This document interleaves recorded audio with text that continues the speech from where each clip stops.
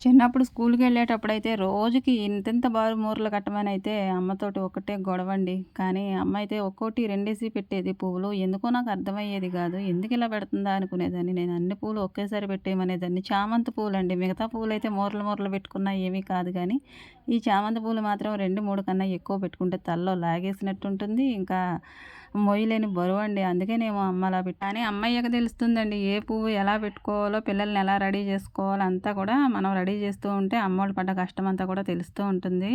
ఇంకా నేను చామంతి పూలు, గులాబీలయితే విడివిడిగా కొనైతే తీసుకొస్తూ ఉంటానండి. అవి ఫ్రిడ్జ్‌లో పెడితే ఒక 4, 5 రోజుల వరకైతే పోవు. ఇక రెండేసి, రెండేసి చొప్పునయితే అలా పెడుతూ ఉంటే తలలో చాలా అందంగా ఉంటాయి. మల్లెపూలయితే పక్కింటి మామ్మగారు ఇచ్చారు. ఇక ఈ సీజన్‌లో కూడా మల్లెపూలు దొరికాయనేసి కట్టేసి పెట్టేశాను. పిల్లలైతే స్కూల్‌కైతే రెడీ అయిపోయారండి. ఇలా స్కూల్‌కెళ్ళేటప్పుడు తలలో 2 జడల్లో ఒక్కొక్క పువ్వు అలా పెట్టుకుంటూ ఉంటే చాలా చూడముచ్చటగా ఉంటుంది. ఇలా తలలో పువ్వులు పెట్టుకోవడం కూడా ఒక ఆచారంగానే మారిపోతుందండి.